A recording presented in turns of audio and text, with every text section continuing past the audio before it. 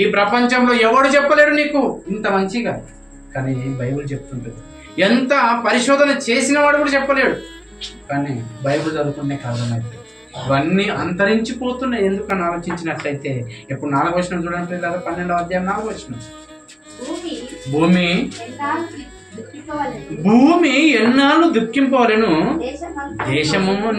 దేశమంతటిలోని గడ్డి ఎన్నాళ్ళు ఎండిపోవలెను.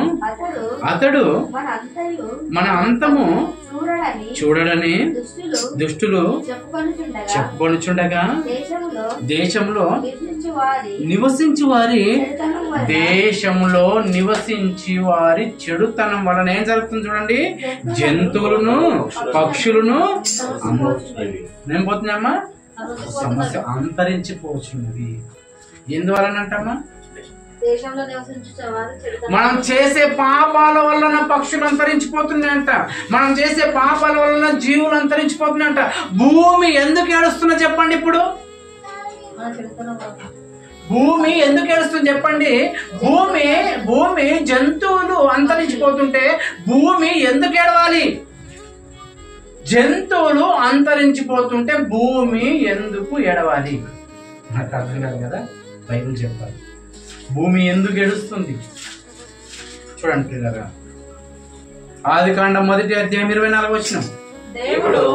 దేవుడు వాటి జాతి ప్రకారము జీవం గల వాటిని అనగా వాటి జాతి ప్రకారము పశువులను పురుగులను అడవి జంతువులను భూమి పుట్టించును కాక. భూమిలో నుంచి వచ్చిన పుట్టిన జాతుల జంతువులు అంతరించిపోతే భూమి ఏడవకపోతే ఇంకేం ఏడుస్తుంది? నీ కడుపున పుట్టిన నీ కుమారుడు చచ్చిపోతే నువ్వు ఏడుస్తావు, నీ కడుపున పుట్టిన బిడ్డ చనిపోతే నువ్వు ఏడుస్తావు.